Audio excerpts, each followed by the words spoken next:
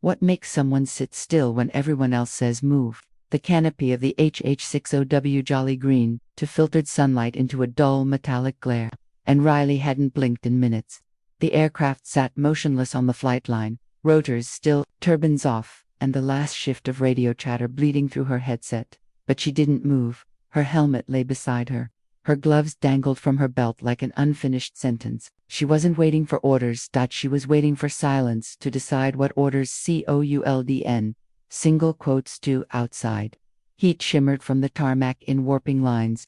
You could almost pretend the world was soft in that light, but it wasn't. 2 months ago, she had flown this same bird into a ridge dust-off. A clean mission on paper, a funeral in practice. The fire team had bled out before they even touched down. Riley flew the route back in silence. Not because she was numb, because words would have been too small. Since then, she hadn't finished a checklist. Hadn't touched the old mission patch, tucked under the console glass. The one that read in black and black thread, back before dark. She hadn't spoken about that day, but she'd lived it every morning since. Then the call came, crackled and broken. A relay from Ground Team Bravo, for wounded, pinned behind a south ridge in Sector Echo. Purple smoke deployed. No overwatch, no cover, and no authorization. Echo was red. A death trap. The ops room answered quick, like a reflex. No launch. Hold air assets. Repeat. Red airspace. And just like that, command froze. But Riley didn't. She adjusted a dial on the console. Not because it needed adjusting, but because her hands needed something to do other than obey. Her eyes tracked the horizon, then drifted to the fence line, where 2 other Blackhawks stood fully fueled, waiting for a green light that wouldn't come. She didn't need a mission board to tell her what red meant. She remembered it in blood, back in the ops room. Analysts outlined threat zones and sniper sightings, drew red perimeters over grid maps with slow confidence. We wait, they said. If Overwatch gets clean visuals, maybe we extract. Maybe. The word echoed like a coffin lid left ajar. Trevor, the young co-pilot with exactly 2 real missions under his belt, turned toward Riley. Is anyone spinning up? No. Someone answered for her. All assets holding. Trevor didn't ask again, but his eyes stayed on her. Riley stood up, quietly, without asking.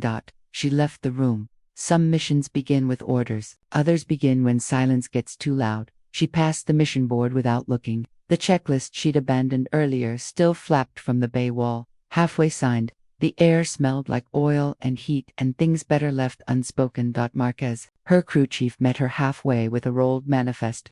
He didn't speak, didn't need to. He handed her the paper and kept walking toward the bird. He had flown long enough to know when a mission was real, even if no one said so. Beyond them, Trevor followed. They said it's red. They did, Riley said. We'll be out of support range the second we drop. She kept walking. Then we won't stay long. The refueling crew caught sight of them and wordlessly started prepping the pit. No one asked for clearance. No one asked for protocol. That's the thing about courage. When it's real, it doesn't need applause. Trevor climbed in beside her, pulled the door shut. The engines came to life like they remembered how. Avionics booted, warning lights cleared, system check clean. You're sure they're still out there? Trevor asked quietly. They threw smoke 35 minutes ago. That's a long time. Riley adjusted the throttle. Then they'll be late. The rotors spun up. The tarp flapped loose from the hangar wall. One bird stayed still, 10 meters away, fully loaded, perfectly grounded. The comes flipped to open air.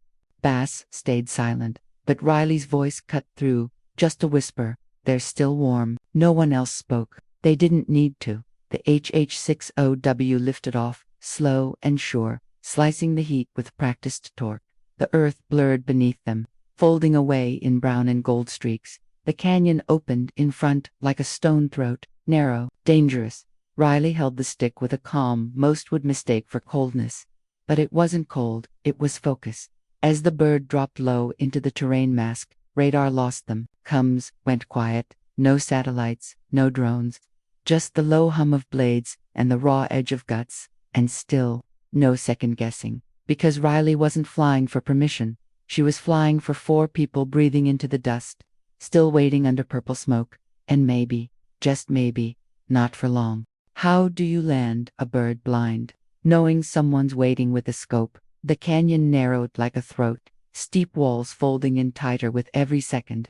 Riley stayed low, too low for comfort, just low enough to stay off any eyes hunting them from the ridge.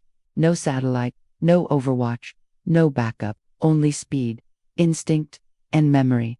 In the right seat, Trevor kept calling out elevation like a prayer. The numbers weren't for protocol, they were for fear. 30 meters, 24. She didn't answer. Didn't need to.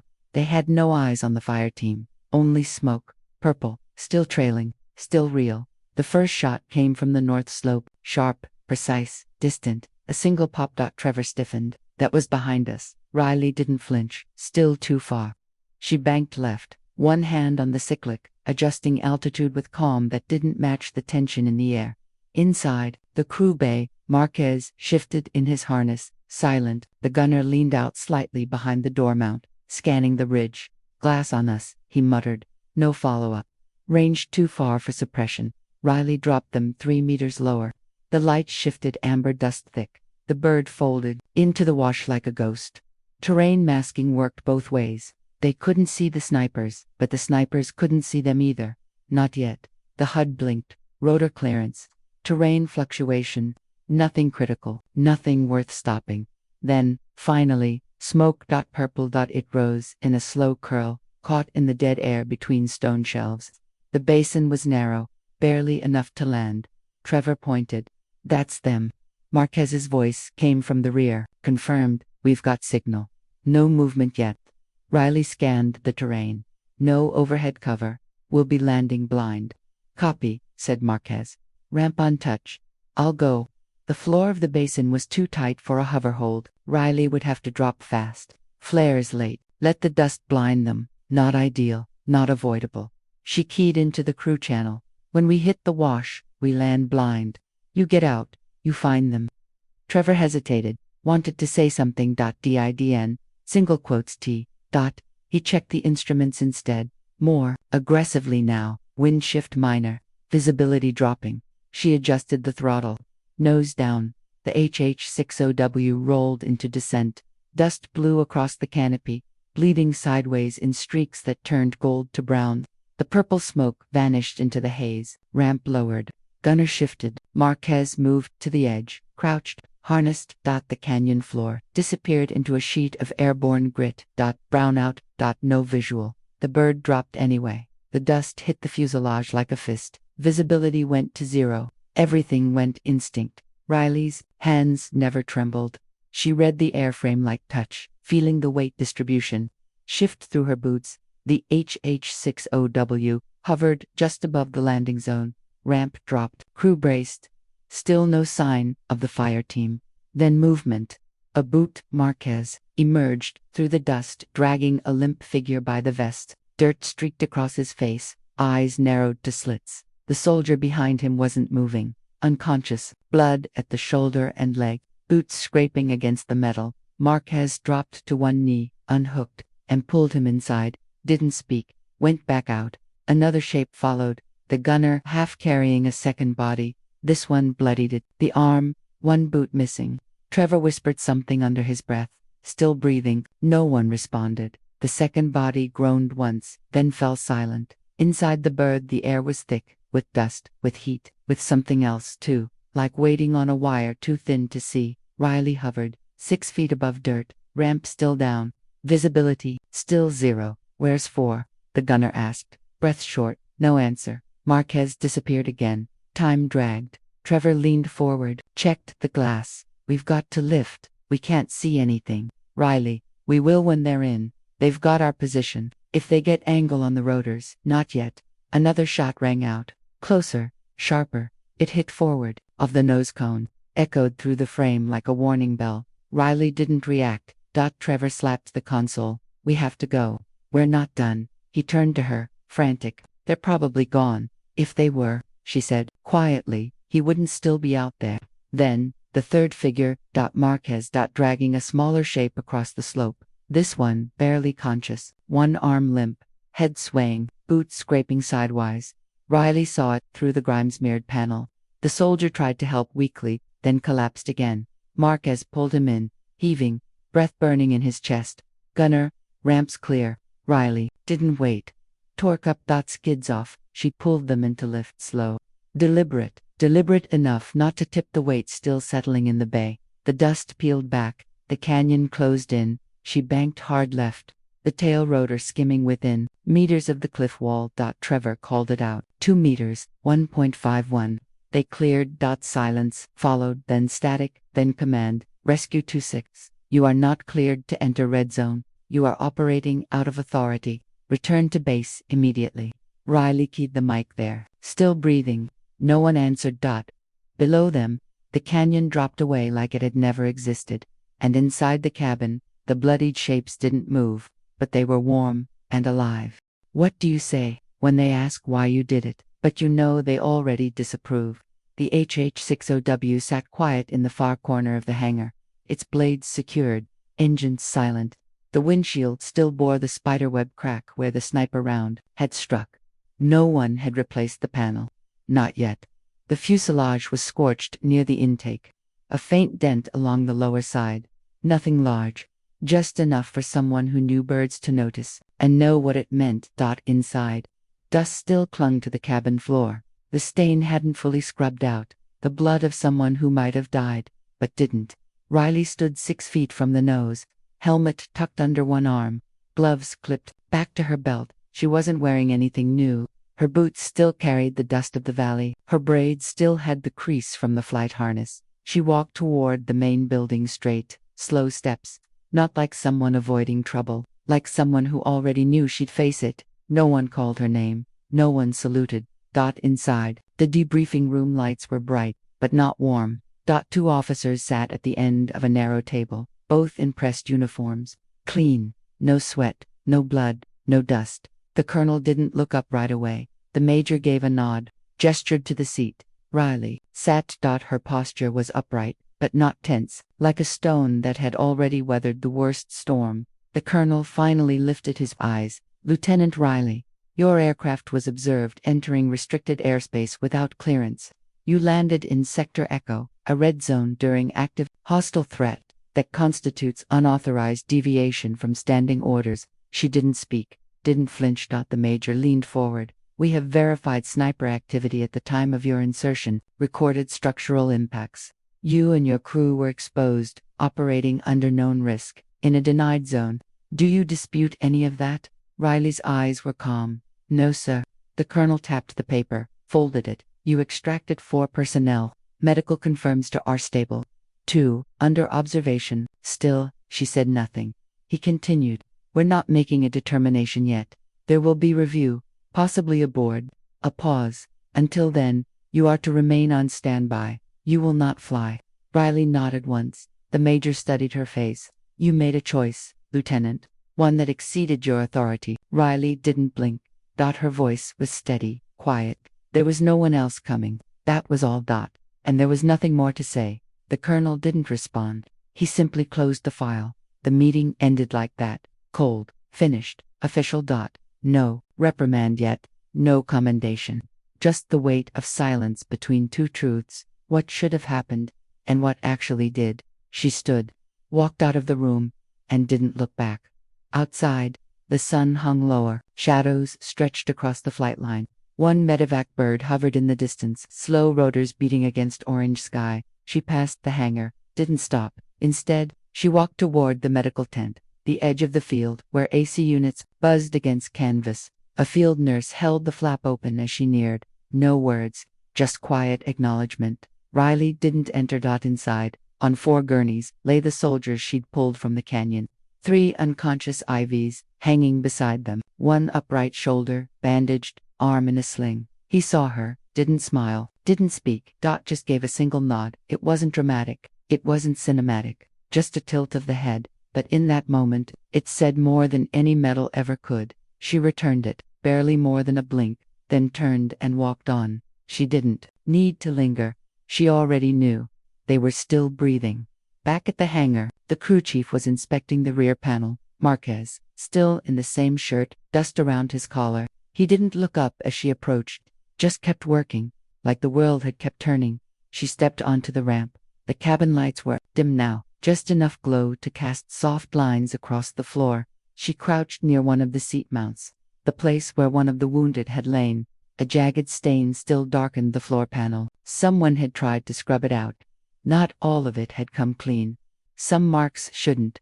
She rested her gloves on the seat for a moment, then picked them up again.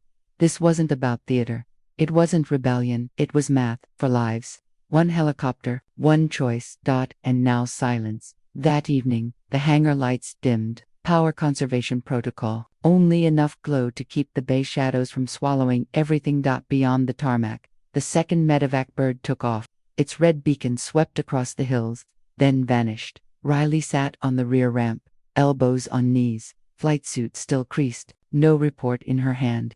No ceremony around her.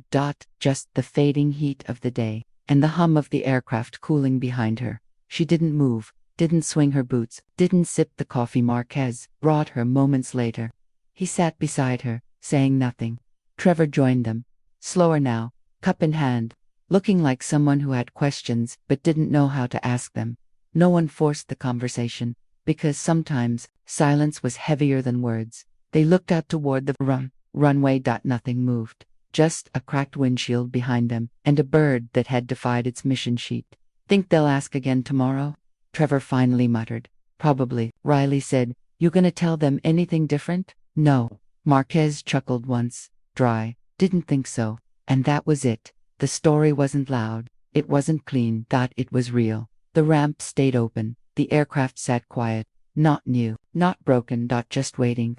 What happens when doing the right thing isn't the same as following the rules? The call came 2 days later. No preamble. Just a buzz from the comms desk. Riley was in the gear room, tightening the chest straps on a new rescue harness when the tech leaned in and held up a clipboard. Lieutenant Riley, command wants you in room 5. Her fingers paused. Room 5 wasn't for paperwork. It was for decisions. She nodded once, didn't ask.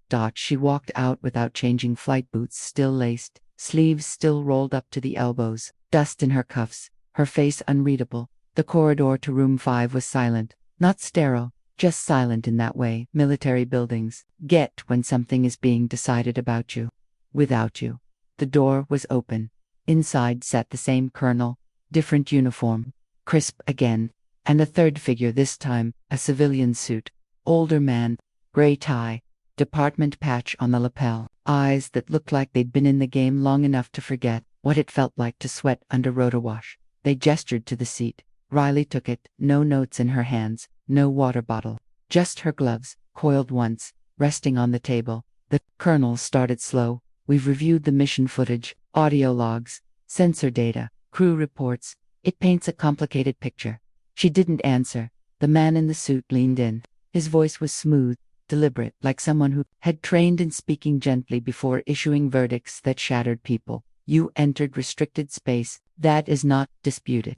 Riley nodded. You extracted personnel at risk to your aircraft and crew. Another nod. You disobeyed a stand-down directive. Yes. The man looked at her, eyes narrowing. Why? She didn't blink.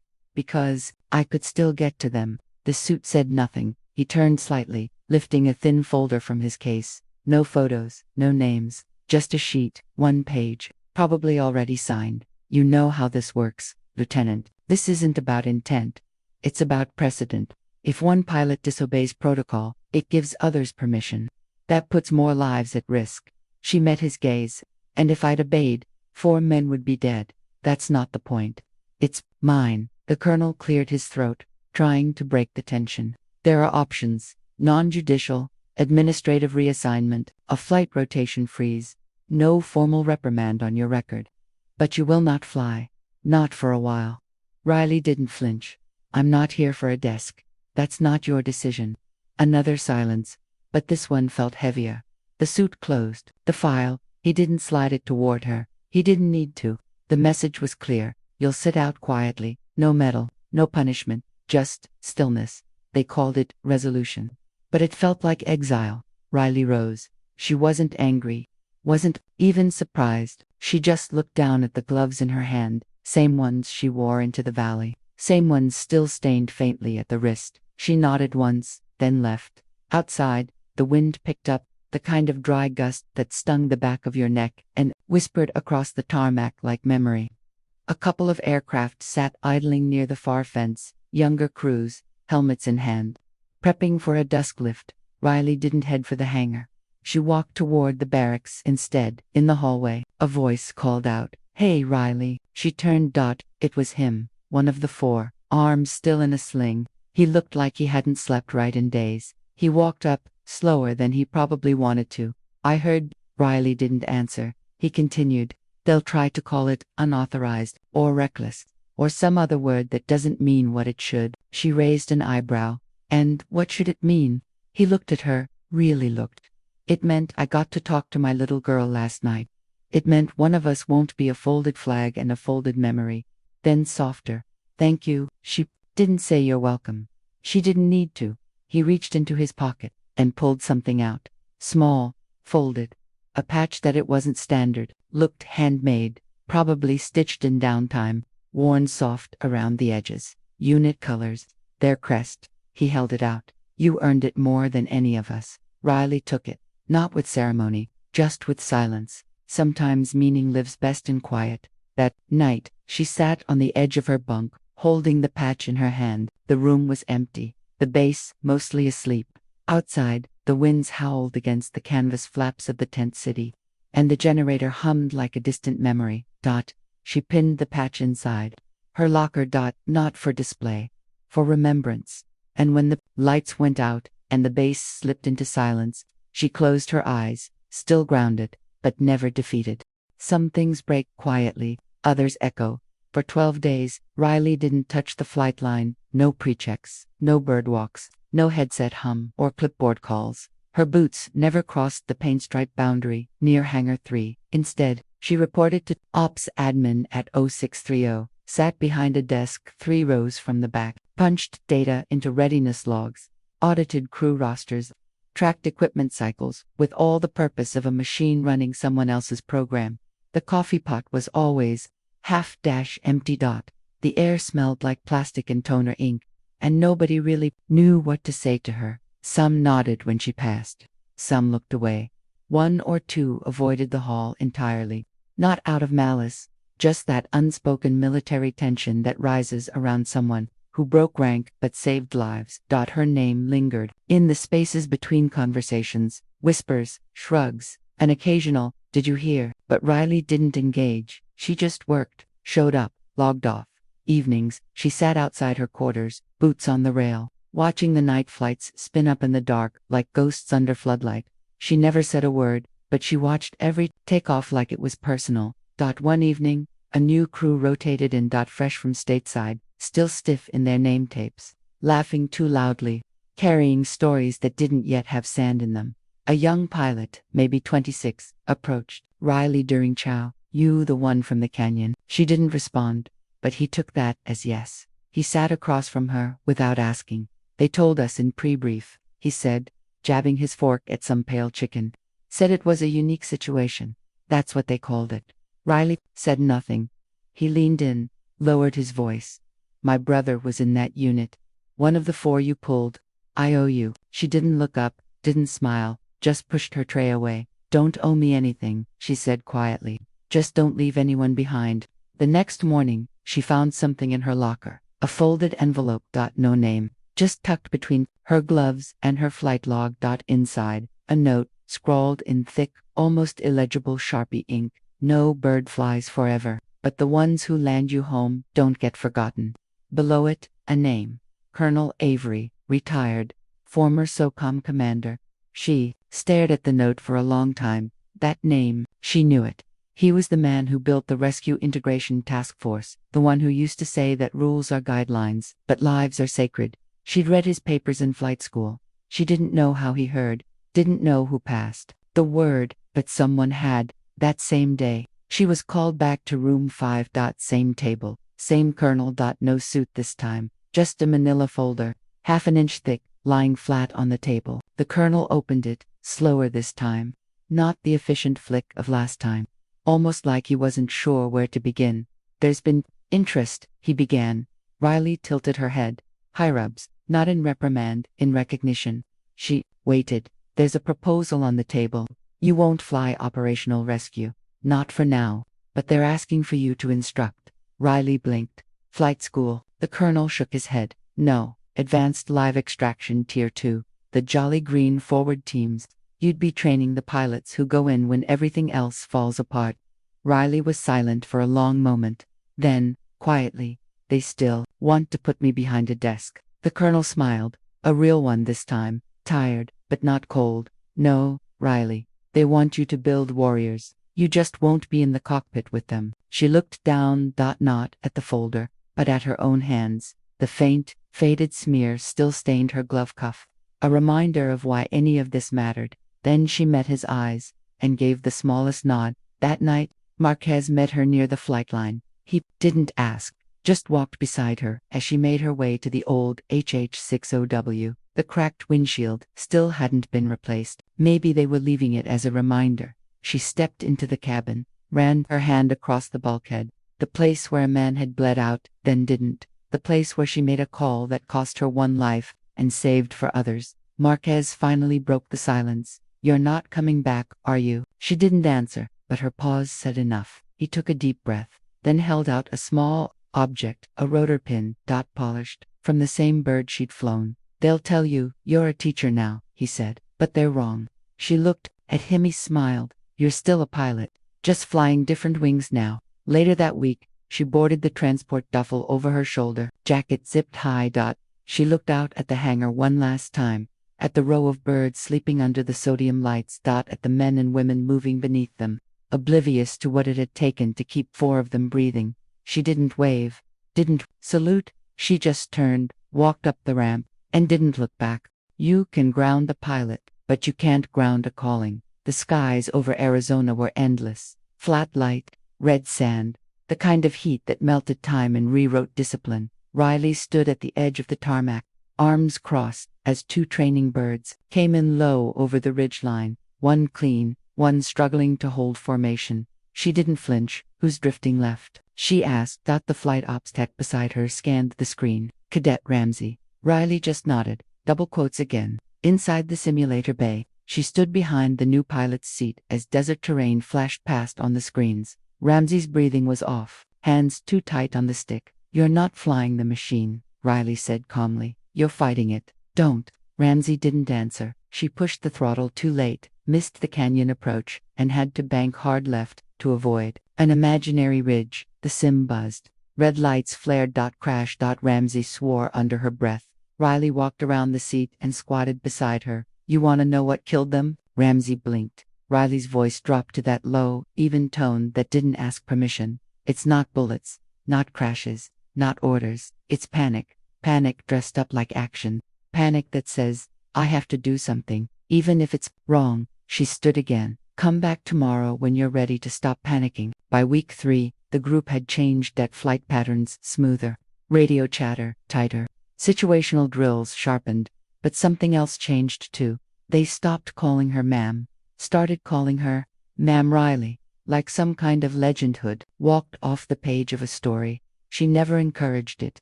But she didn't stop it either. Because deep down, she knew something they didn't. You don't teach courage with words. You teach it with presence. One night, Riley sat in her room, staring at the rotor pin on her desk. Same one Marquez had given her. A small talisman of the life she'd lived, the one she wasn't quite sure she'd ever stop missing. Hercom's device buzzed. Encrypted priority, from Field Unit 7B. She tapped it open. Voice, only. This is Lieutenant Ramsey. I know it's late. I didn't know who else to call. Static, crackled. I'm on forward deployment. Not supposed to engage. But we've got a black box situation. Civilians pinned after a recon team got overrun. One of ours is down. No extract window. Riley didn't breathe. Then Ramsey said something that froze the room. I remembered your canyon run. I've read it 50 times. I'm not you, but I'm all they've got. Silence. Then, what do I do? Riley stood slowly. Her voice came low, steady. You breathe. You don't flinch. And you put that bird exactly where it needs to be, even if your bones scream. Ramsey's voice cracked. I'm scared. Riley closed her eyes. Fear's the price of care. Just don't let it fly the bird. There was a pause. Then, the line cut. She was gone. 3 hours later, the report came in. Ramsey had gone in, against field orders, with one co-pilot, a stripped-down crew, and a heart 3 sizes too big for her regulation helmet. She'd flown into smoke and chaos, hovered under direct fire, and pulled out 2 soldiers and an interpreter in one pass. She lost hydraulics on the exit, slammed into a ridge, broke her landing gear, but made it back to base. Alive. All of them. Riley sat at her desk, didn't smile, didn't cry, just reached for the rotor pin and clutched it in one fist. The next day, she called the class into the hangar. 20 cadets stood in formation. She walked. The line. Said nothing, then stopped in front of Ramsey's empty space. Yesterday, one of you made a call. She looked each cadet in the eye. They'll call it a breach. Maybe it was. They'll call it reckless. Maybe it wasn't. But she flew for the right reasons. She took the rotor pin out of her pocket. Held it up. I was given this once, when I thought I'd lost the right to fly. But this pin doesn't belong to me anymore. She paused.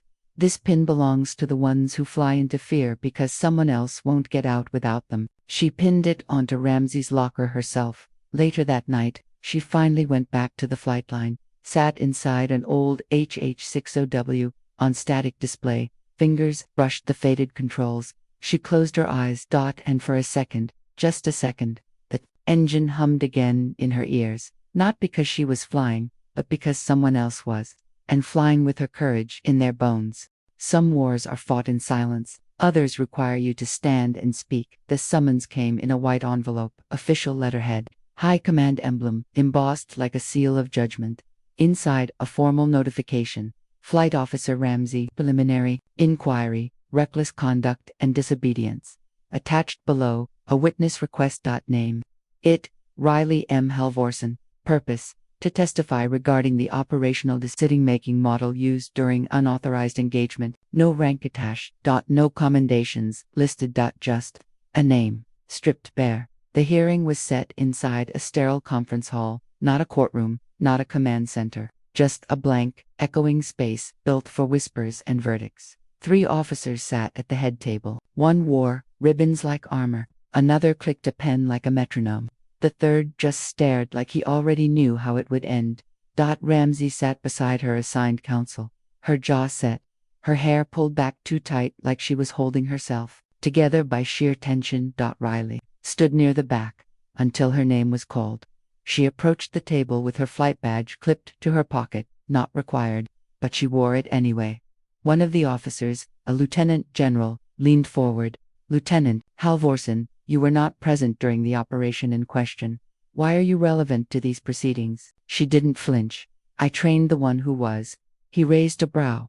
So you take responsibility for her actions? Riley's eyes didn't move. I take responsibility for the values I gave her. The rest she did on her own. He tapped the pen. You instructed her on bypassing orders. No, sir. I instructed her on why rescue exists, so that when the moment came, she wouldn't hesitate to be the mission. Another officer leaned forward. You were grounded for a similar event last year, were you not? I was, Riley replied calmly. I was also nominated for a valor citation behind closed doors and told never to speak of it. Silence. The tension turned glassy. The kind that breaks under its own weight. Riley stepped closer to the panel. No fear in her voice now, only steel. You want to reprimand her for saving lives under fire. Fine, do it. But understand this. Pilots don't make legends in safety. They make them in smoke and doubt and decisions no manual prepares them for. She glanced at Ramsey, then back to the table. She didn't fly because she wanted glory. She flew because she believed no one else would come. And she was right. The lead officer opened his mouth, but Riley cut him off quietly, firmly. You say she disobeyed orders. I say she obeyed the only one that matters. She reached into her pocket, placed the rotor pin gently on the table, and walked away. Recessed for deliberation, Ramsey sat beside her, pale and silent. You didn't have to do that, she whispered. Riley looked straight ahead. Yes, I did. Ramsey's voice broke. I thought I ruined everything. Riley didn't answer right away. Then, flying isn't about being perfect. It's about deciding who you are when everything else breaks. The verdict came 38 minutes later. No formal charges, operational conduct, recorded as situationally justified, reprimand entered into personal file. No suspension. No discharge, no medal. Just survival. and the silent knowledge that the system saw her and blinked. Outside the hall, the air was still. Ramsay stood with her hands in her pockets, eyes red but dry. Riley stood beside her, watching the birds circle over the hangar in the far distance. Ramsay broke the silence. What now? Riley didn't look at her. She just replied softly. Now you fly better, wiser, and you remember that courage isn't loud. It's patient. Ramsay nodded, then asked, and you? Riley looked up at the sky. I go back to building more of you. That night, in her quarters, Riley opened the old file folder from her own inquiry, the one that nearly ended her. She tore the reprimand page out, folded it, burned it over a tin cup, and as the ash curled upward, she whispered a line to herself she hadn't dared say aloud until now. I did the right thing. Some endings aren't loud. They arrive like a letter on a quiet morning.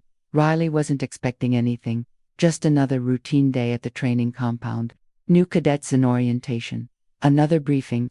Another call sign checked out, then a knock on her office door. The admin tech held up an envelope.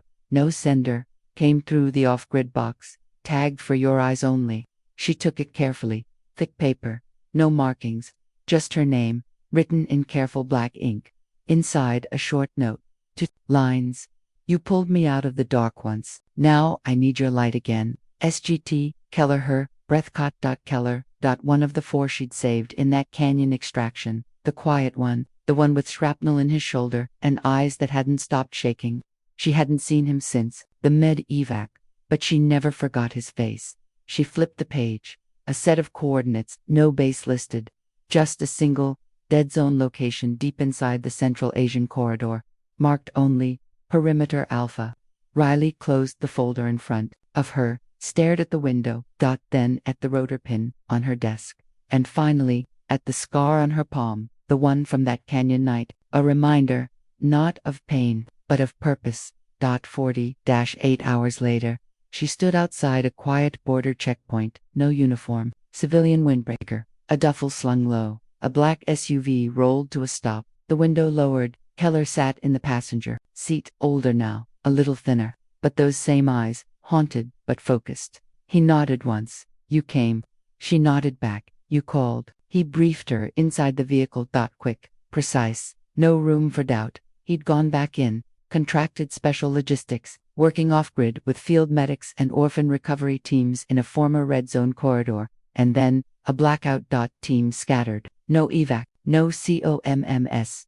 Just one child, 10 years old, left behind in the collapse. The others got out, but the boy was taken, last confirmed, held in an abandoned forward shelter, turned makeshift militia outpost, no backup, no clearance. Just guilt, and a message. If anyone can get him out, it's her. Riley didn't ask questions, didn't need a sanction, didn't need a bird, just a target, a time window, and a reason. Keller gave her all 3. That night, under moonless sky, they moved through brush and wire, past old minefield boundaries, radios off, signals dark. At 0317, Riley breached the compound. No gunfire, no alarms. She didn't need force, just timing. She moved like smoke, fast, unseen, precise. Found the child curled behind crates, dazed, silent. She whispered softly, I've got you. He looked up. Eyes wide, unblinking, trusted her instantly. By 0351, they were over the ridge. At 0416, Keller extracted them by bike. Tires spinning dirt into dawn. No one followed. No shots fired. Just the hush of a desert choosing not to remember. Later, by a ridge overlooking a dry riverbed, Riley and the boy sat together as he sipped from her canteen. He was mute. Maybe trauma, maybe something deeper. She didn't push. She just pulled something from her pocket, the rotor pin. She pressed it into his palm. Hold this, she said softly. This means someone always comes back. His tiny fingers curled around it. Didn't let go. Riley watched the sunrise, without blinking. It rose slow, gold and red and quiet. The kind of sky that doesn't shout, just exists, like peace. A week later, she returned to her base. No one asked where she went, but someone had left a note in her locker. You built warriors, and then you flew one last time. No one forgets that. Pinned beside it was a photograph. Ramsay, now wearing captain's bars, standing next to her bird. Behind her, 4 cadets, Riley's next generation. She stood alone at the hangar door that evening. Birds overhead. Dust rising, and whispered one final thing. Not to anyone in particular. Maybe to the sky, maybe to the ghosts, maybe to herself. I never needed to be remembered, just needed them to remember why we fly.